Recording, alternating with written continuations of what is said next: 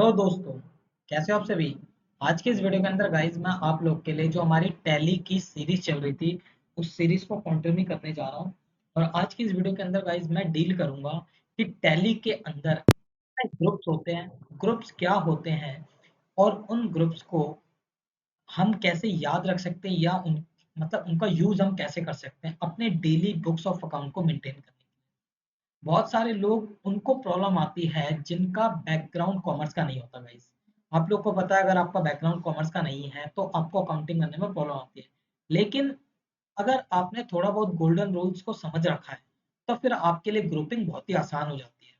ठीक है, अगर जिन्होंने गोल्डन रूल्स का वीडियो नहीं देखा तो मेरी प्लेलिस्ट में वीडियो डली हुई है, आप जाके देख सकते हैं गाइस। ठीक है, और मैं कोशिश कर रहा हूँ कि आने वाले वीडियो के अंदर मैं दोबारा आप लोग के लिए गोल्डन रूल्स ऑफ अकाउंटिंग का वीडियो लेकर आऊंगा जिसमें आपको हेल्प मिलेगी। प्लस अभी मैंने जीएसटी का भी बेसिक क्लासेस स्टार्ट कर दिया तो उसमें भी डालूंगा, ताकि वो सारे लोग, वो सारे स्टूडेंट्स, वो सारे मेरे बिजनेस फ्रेंड्स, बिजनेसमैन फ्रेंड्स जिन्होंने जिनको नॉलेज चाहिए, जिनको हेल्प चाहिए, उनको सपोर्ट हो पाए। और डेफिनेटली आप लोग बहुत प्यार दे रहे चैनल को तो उसके लिए बहुत ही थैंक्स गाइस। अब हम स्टार्ट करते हैं वीडियो को। तो जैसा कि आपको स्क्रीन पे दिख रहा होगा गाइस, टैली प्राइम के अंदर हमारे पास जो ग्रुप्स है वो 15 ग्रुप्स हैं जो ऑलरेडी पहले से बने होते हैं।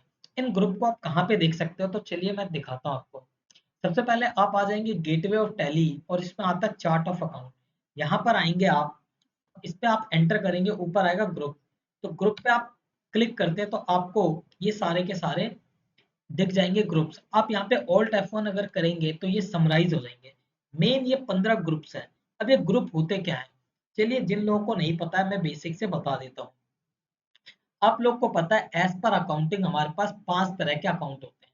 कौन कौन से, पहला होता है एसेट, दूसरी होती है लायबिलिटी, तीसरा होता है कैपिटल, चौथा रेवेन्यू और पांचवा हमारा एक्सपेंस होता है। There are 5 types of account. यही 5 अकाउंट को हम लोग क्या करते हैं, मेन ग्रुप में रखते हैं। मेन ग्रुप 5 यही है। बिजनेस में जो भी हम लेन देन करेंगे, जो भी हम ट्रांजेक्शन करेंगे, जो भी हम रिकॉर्डिंग्स करेंगे, वो सिर्फ इन 5 अकाउंट के अंदर हम रिकॉर्ड करेंगे। इसके अलावा छठा कोई अकाउंट नहीं होता है। ठीक है, तो मेजर जो ट्रांजेक्शन, जो भी आप लेजर्स बनाओगे वो इन 5 अकाउंट के अंदर ही आते हैं। चाहे आप कैश बनाओ, चाहे आप बैंक बनाओ, चाहे आप कैपिटल बनाओ, चाहे आप कोई फिक्स एसेट बना लो, चाहे आप कोई एक्सपेंस बना लो, चाहे आप कोई रेवेन्यू बना लो। कोई भी तरह का अकाउंट, कोई भी तरह के जो भी आपका ट्रांजेक्शन है, रेंट है, इलेक्ट्रिसिटी है, वाटर चार्जेस है, supply charges, transport, travelling, conveyance, postage, stationery, stamps, कुछ भी एनीथिंग है, सारा का सारा ये 5 अकाउंट में जाएगा। ठीक है, पहला पॉइंट याद रखना है। जिन लोगों ने नहीं पढ़ा है गोल्डन रूल्स कमेंट करके भी बता सकते हैं, मैं उनके लिए नई वीडियो बना दूंगा ताकि आप लोग के लिए हेल्प हो जाएगा। ठीक है, और आप लोगों को आगे कोई दिक्कत ना आए। जैसा कि आप लोगों को पता है, ठीक है, 5 तरह के अकाउंट होते हैं। जिनको नहीं पता कमेंट करके पूछ सकते हैं आप। तो अब हम चलते हैं अपने नेक्स्ट पॉइंट की ओर।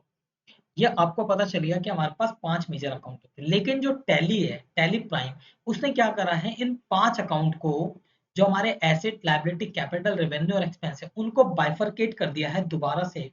और उनको कुछ स्पेशल कैटेगरी ऑफ अकाउंट में डाल दिया है जो जनरली यूज होते हैं प्रैक्टिकल लाइफ के अंदर। उनको इन्होंने 15 कैटेगरी में थोड़ा सा सब डिवाइड कर दिया है जो डेली बेसिस पे बिजनेस में ट्रांजेक्शन होती है।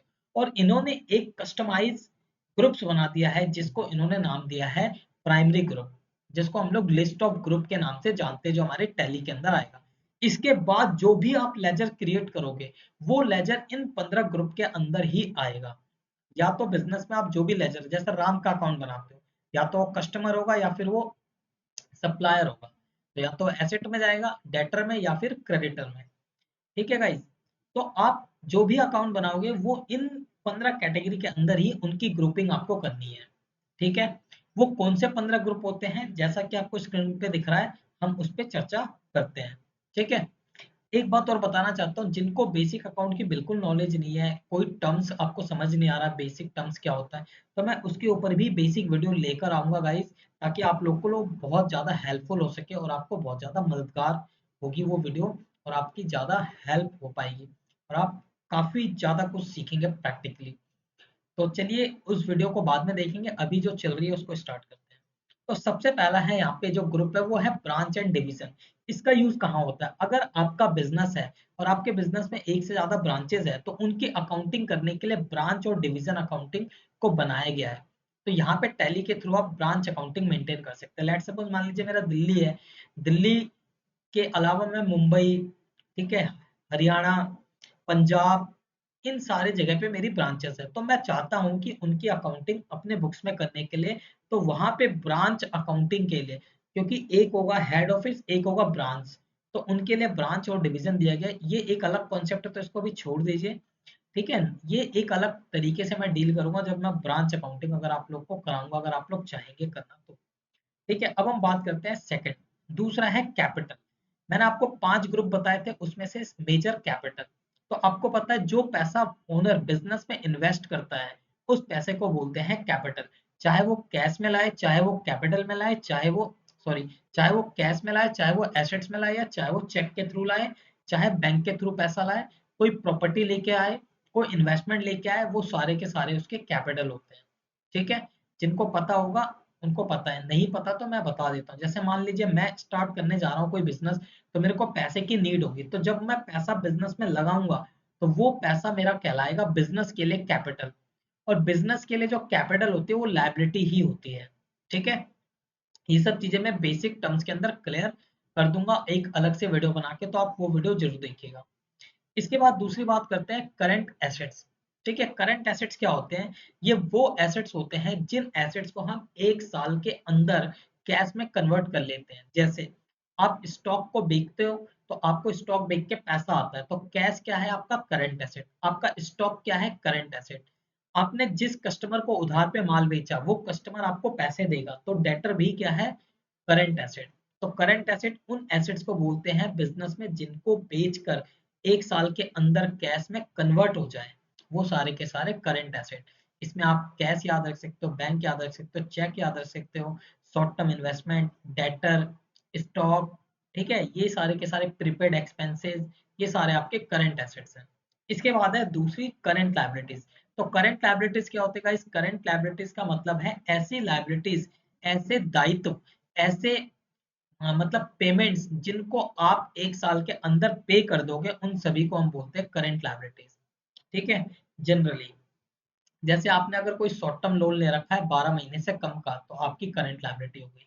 आपने किसी पर्सन से या किसी कंपनी से उधार पे प्रोडक्ट खरीदा था और आपने बोला कि मैं 12 महीने के अंदर पे कर दूंगा, तो आपकी करंट लायबिलिटी। वेंडर आपका करंट लायबिलिटी, क्रेडिटर्स आपका करंट लायबिलिटी, बैंक ओवरड्राफ्ट, आप बैंक से लोन लेते हो, वो आपका क्या है? Current liability. इसके बाद आपके और भी बहुत सारे शॉर्ट टर्म लोन्स हो सकते हैं, वो सब आपके करंट लायबिलिटीज। इसके बाद है डायरेक्ट एक्सपेंस। डायरेक्ट एक्सपेंस क्या होता है गाइस? आप लोगों को पता है डायरेक्ट एक्सपेंस का मतलब है, लेट सपोज मान लीजिए मैं मोबाइल की मैन्युफैक्चरिंग करता हूँ। ठीक है, मैं क्या करता हूँ, ये मोबाइल है, इसकी मैं मैन्युफैक्चरिंग करता हूँ। तो इस मोबाइल को बनाने के लिए मेरे को फैक्ट्री चाहिए, मेरे को उस फैक्ट्री के अंदर लेबर चाहिए, मशीनरीज चाहिए, वहां का मेरा पावर का कंजम्पशन होगा, और भी बहुत सारे मटेरियल्स लगेंगे, तो इसके बाद ये प्रोडक्ट बनेगा। तो डायरेक्ट एक्सपेंस का मतलब होता है जिस प्रोडक्ट को आप बना रहे हो उससे रिलेटेड डायरेक्ट कॉस्ट जो है वो आपकी डायरेक्ट एक्सपेंस होती है। इसको सिंपल भाषा में याद रखिए, वो सारे खर्चे जो आपके फैक्ट्री से रिलेटेड है, वो सारे खर्चे जो आपके डायरेक्ट उस प्रोडक्ट से रिलेटेड है, वो डायरेक्ट एक्सपेंस में आते हैं। जैसे फैक्ट्री का रेंट, फैक्ट्री के अंदर यूज होने वाली मशीनरीज पे डेप्रिसिएशन, फैक्ट्री के अंदर जो पावर कंजम्पशन है, ठीक है, कोल का खर्चा, आप रॉ मटेरियल खरीद के लाते हो, रॉ मटेरियल जो परचेजेस है वो आपका हो जाएगा। इसके अलावा इस पे आप कोई टैक्स पे करते हो, एक्साइज ड्यूटी, कस्टम ड्यूटी, वो सारे के सारे, आपने लेबर रखे उनको वेजेस दे रहे हो, ठीक है, ये सारे के सारे डायरेक्ट एक्सपेंस के पार्ट होते हैं। ठीक है, इसके बाद होता है दूसरा हमारे पास डायरेक्ट इनकम। ऑलवेज याद रखना, डायरेक्ट इनकम सिर्फ एक ही इनकम होती है, वो है आपकी सेल। इसके अलावा कोई डायरेक्ट इनकम होती नहीं गाइज, अगर आप 2-3 बिजनेस ना कर रहे हो डायरेक्ट नेचर में, तो क्योंकि आप अगर मोबाइल बना रहे हो तो आप मोबाइल को ही बेचोगे, तो डायरेक्ट इनकम आपकी सेल ही है। तो यहाँ पे बस एक बात याद रखना, सेल आपकी डायरेक्ट इनकम है। ठीक है, इसके बाद है फिक्स एसेट्स। फिक्स एसेट्स आपको पता है, वो सारे के सारे संपत्ति, वो सारे के सारे प्रोडक्ट जिन पे आपका अधिकार है, जिनको आप एक साल से ज्यादा वक्त के लिए बिजनेस में यूज करोगे, वो सारे के सारे आपके फिक्स एसेट्स हैं। जैसे आपके लैंड है, बिल्डिंग है, मशीनरी है, कंप्यूटर है, टेबल है, चेयर है, anything else you can be called as fix asset. I hope आपको समझ में आ रहा होगा। अगर कोई भी प्रॉब्लम आ रही है तो डेफिनेटली कमेंट कीजिए, ठीक है। मैं वीडियो को ज्यादा लेंदी नहीं करना चाहता, इसलिए मैं थोड़ा सा आपका इंटरेस्ट यहाँ पे वैसा नहीं खींचना चाह रहा कि आप स्किप हो जाए। अगर आप पढ़ने वाले तो मैं चाह रहा हूँ मेरी वीडियो आप देखेंगे 10 से 15 मिनट में सिमट जाती है, तो मेरा वही टारगेट रहता है, ठीक है। अगर आप बोर हो रहे हो क्योंकि थ्योरेटिकल है तो हो सकता है, तो कोई दिक्कत नहीं, 2 मिनट का ब्रेक लीजिए फिर से आइए, बहुत ही मजा आएगा, इंटरेस्टिंग, ठीक है। इसके बाद बात करते हैं इनडायरेक्ट एक्सपेंस की। जैसे मैंने आपको बताया डायरेक्ट एक्सपेंस जो प्रोडक्ट से रिलेटेड है, उसके अलावा जो इनडायरेक्ट खर्चा होता है, जैसे आप प्रोडक्ट बन जाता है उसके बाद उसको हम ऑफिस में लाते हैं, उसकी प्रिंटिंग करवाते हैं, उसको बेचने के लिए सेल्स पर्सन रखते हैं, उसको कमीशन देते हैं, ऑफिस हमने लिया हुआ अकाउंटेंट रखे होंगे जो अकाउंटिंग कर रहे होंगे उनका खर्चा, उस ऑफिस का रेंट, वहां पे यूज होने वाले इलेक्ट्रिसिटी, ये सारे खर्चे उस प्रोडक्ट को बनाने से रिलेटेड नहीं है लेकिन उसको बेचने से रिलेटेड है, इनडायरेक्टली उस पर खर्चा हो रहा है, तो वो सारे के सारे खर्चे इनडायरेक्ट एक्सपेंस में आते हैं। इनडायरेक्ट एक्सपेंस में आप याद रख सकते हैं ऑफिस का रेंट, ठीक है, इलेक्ट्रिसिटी चार्जेस, इसके बाद आप एसेट्स यूज होने वाले डेप्रिसिएशन, ऑफिस के अंदर काम करने वाले स्टाफ की सैलरी, अगर आप कोई कन्वेंस कर रहे हैं, ट्रैवलिंग कर रहे हैं, ट्रांसपोर्ट है आपका, ठीक है, सेल्स पर्सन का कमीशन, सेल्समैन की सैलरी, ड्राइवर की सैलरी, ये सारे के सारे आपके postage, stationery, printing, commission, brokerage, ये सारा का सारा क्या है आपका इनडायरेक्ट एक्सपेंस है। आई होप आपको पॉइंट समझ में आया होगा। इसके बाद हम बात करते हैं यहाँ पे इनडायरेक्ट इनकम्स की। इनडायरेक्ट इनकम्स क्या होती है, सेम जैसे मेरी डायरेक्ट इनकम सिर्फ होती थी सेल, वैसे ही मेरी इनडायरेक्ट इनकम होती है। आप मान लीजिए एक से ज्यादा बिजनेस कर रहे हैं तब भी, या चाहे आप एक बिजनेस कर रहे हैं तब भी, हो सकता है आपके पास पैसा कमाने के सोर्स एक से ज्यादा, जैसे आपके पास प्रॉपर्टी आपने रेंट पर लगा दी, आपके पास पैसा बहुत है आपने इन्वेस्टमेंट लगा दिया, शेयर बाजार में कर दिया, बैंक के अंदर एफडी करा दी, म्यूचुअल फंड्स में पैसे डाल दिए, ठीक है, इस टाइप की आपने इन्वेस्टमेंट कर दी, लोगों को आप लोन दे रहे हैं उससे आप इंटरेस्ट कमा रहे हैं, शेयर बाजार में पैसे लगाए वहां से आपको डिविडेंड आ रहा है, आपकी प्रॉपर्टी आपको वहां से रेंटल इनकम आ रही है। तो मेन बिजनेस के अलावा जो अदर सोर्स से पैसा आ रहा है वो आपकी इनडायरेक्ट इनकम, जिसके अंदर generally interest receive, dividend receive, commission receive, royalty, bonus, या फिर कोई इंश्योरेंस क्लेम मिल गया, इस टाइप की इनकम्स आती है इनडायरेक्ट इनकम, ठीक है, जो आपके बिजनेस के अलावा होती है, अदर सोर्सेज होती है। इसके बाद है आपके पास गाइस इन्वेस्टमेंट। इन्वेस्टमेंट क्या होती है, आई होप आपको ये पॉइंट आता होगा, पता ही होगा। इन्वेस्टमेंट तो आपको पता है जहां आप पैसा इन्वेस्ट करते हैं फ्यूचर में उस पैसे को ग्रो करने के लिए, शेयर बाजार में लगा दिया इन्वेस्टमेंट, प्रॉपर्टी खरीद ली इन्वेस्टमेंट, एफडी करा दिया इन्वेस्टमेंट, बैंक में बैलेंस रखा हुआ है इन्वेस्ट करके, फ्लेक्सी डिपॉजिट इन्वेस्टमेंट, गोल्ड में पैसा लगा दिया इन्वेस्टमेंट, ये सारी इन्वेस्टमेंट है जिससे आपकी एक प्रॉपर्टी बनेगी, ठीक है, फ्यूचर में। इसके बाद है गाइस आपके पास loan and liabilities. Loan and liabilities क्या होती है आपको पता है, जो पैसा आपने उधार लिया है लोगों से वो आपकी लोन आती है। मेजर हेड मैंने आपको बताया था लाइबिलिटी ही होती है, तो उसके अंदर इन्होंने एक कैटेगरी बना दी लोगों को कि अगर किसी को लोन देना दे रहे हो आप, स्पेशली क्योंकि बिजनेस के अंदर लोन का काम ज्यादा होता है तो लोन की एक कैटेगरी बना दी लोन। इसके बाद है मिसलेनियस एक्सपेंस एसेट्स।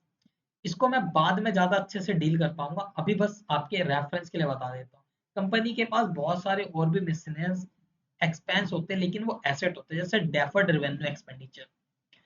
होता क्या है, deferred revenue expenditure, advertisement suspense account, preliminary expenses, ठीक है, इनकॉर्पोरेशन एक्सपेंसेस, मतलब ये वो खर्चे होते हैं कंपनी के जो कंपनी एक बार में बहुत बड़ा अमाउंट खर्च करती है लेकिन उसका बेनिफिट कंपनी को कई सालों तक मिलता है। फॉर एन एग्जाम्पल मान लीजिए अगर आप बिजनेस स्टार्ट कर रहे थे और आपने एडवर्टीजमेंट पर 10 करोड़ रुपए खर्चा करा है, अगर आपका बिजनेस बहुत बड़े लेवल पे आप कर रहे हैं तो आपने 10 करोड़ रुपए सिर्फ एडवर्टीजमेंट पर खर्चा करा, या जो आपने 10 करोड़ रुपए एडवर्टीजमेंट पर खर्चा करा है उस 10 करोड़ का फायदा आपको सिर्फ 1-2 महीने ही मिलेगा या आने वाले कई सालों तक मिलेगा।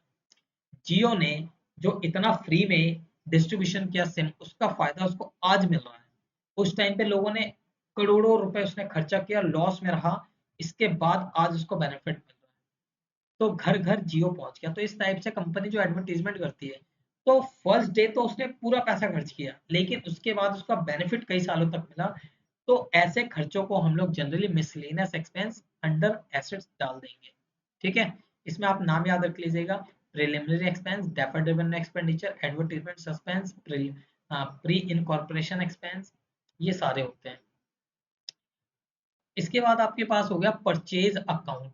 अब जब भी आप जिस माल को आप खरीद रहे हो बेचने के लिए, जिसका आप बिजनेस कर रहे हो, गुड्स, वो सारे के सारे परचेज अकाउंट में आते हैं। जैसे मान लीजिए टाटा है, टाटा कार बनाती है, तो टाटा के लिए कार क्या होगी, गुड्स होगी, तो गुड्स को जब वो खरीदेगी तो परचेज अकाउंट में डालेगी। लेकिन अगर वो मशीनरी खरीद रही है, ठीक है, मैन्युफैक्चर करने के लिए कार को, तो वो उसकी परचेज नहीं है, वो किस में जाएंगी, एसेट अकाउंट में जाएंगी, फिक्स एसेट्स के अंदर। बात समझ में आ गया, क्लियर हो गई।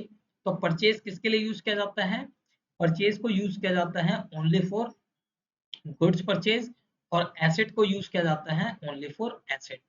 ठीक है, इसी तरीके से सेल, अगर आप गुड्स को बेच रहे हैं तो आप सेल अकाउंट का यूज करेंगे। अगर टाटा कार को बेचती है और उससे जो पैसा आता है वो उसको सेल अकाउंट में डालती है, लेकिन अगर उसने मशीनरी बेच के पैसा कमा लिया, जो कि कभी कभार करती है, तो वो सेल अकाउंट में नहीं आएगा, वो फिक्स एसेट अकाउंट में ही जाएगा। ठीक है, वो बाद में डील करेंगे एंट्री क्या होती है। इसके बाद है सस्पेंस अकाउंट। कभी कभी जब आप एंट्रीज करते हो तो आपको समझ नहीं आता कि यार ये एंट्रीज कहाँ जानी चाहिए, तो आप टेम्पररी बेसिस पे उसको सस्पेंस अकाउंट में डाल देते हो। बाद में जब आपको पता चलता है कि ये खर्चा क्या था, ये इनकम क्या थी, तो आप बाद में उसको क्लियर कर देते हो सस्पेंस। अल्टीमेट आपका सस्पेंस अकाउंट जीरो आना चाहिए, कोई बैलेंस सस्पेंस में होना नहीं चाहिए। अगर है तो इसका मतलब आप कहीं ना कहीं गलती कर रहे हो। तो गाइज ये हमारे पास कुछ मेन बेसिक ग्रुप्स थे टैली के अंदर, ठीक है, जिनको प्राइमरी ग्रुप कहते हैं। इनके बाद आप चाहोगे सेकेंडरी ग्रुप बनाना, अगर आपके बिजनेस में कोई लेजर क्रिएट कर रहे हो और आपको लगता है यार वो इन ग्रुप्स के अंदर नहीं आता, मैं एक सेपरेट ग्रुप बना लूं ताकि मेरे को आइडेंटिफाई करने में आसानी हो, तो आप सेकेंडरी ग्रुप बना सकते हो। लेकिन वो सेकेंडरी ग्रुप आएंगे किसके अंडर, इन्हीं 15 ग्रुप के अंदर आएंगे। ठीक है, ये आप ऑलवेज याद रखना।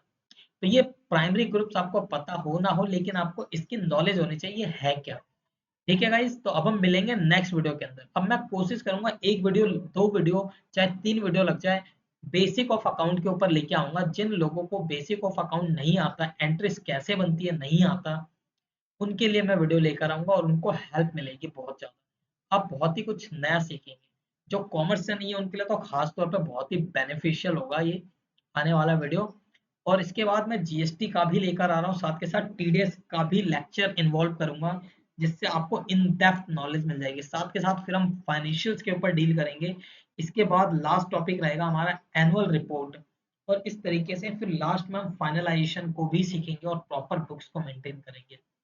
ठीक है गाइस, जो छोटे बिजनेस की बात कर रहा हूँ, बड़े बिजनेस की बात नहीं कर रहा, क्योंकि वहां पे टैली सॉफ्टवेयर जनरली यूज होता नहीं। वहां पे बड़े बड़े सॉफ्टवेयर यूज होते हैं, एसएपी, जेडी, ओरेकल। ठीक है, तो ये सब सॉफ्टवेयर यूज होते हैं, वो एक अलग कॉन्सेप्ट हो जाता है, तो उसकी बात हम बाद में करेंगे। तो गाइज, आपको अगर वीडियो पसंद आ रहा है तो डेफिनेटली चैनल को लाइक कीजिए, सॉरी वीडियो को लाइक कीजिए, चैनल को सब्सक्राइब कीजिए, बेल आइकन को कर दीजिए प्रेस, ताकि आपका प्यार यूं ही मिलता रहे मुझे और मैं आपके लिए कुछ अच्छा करता रहूं, जिससे आपको भी बेनिफिट मिले, मुझे भी। अब हम मिलेंगे नेक्स्ट वीडियो में, अपना ख्याल रखिए, take care, bye bye guys, और वीडियो को शेयर करना ना भूलें।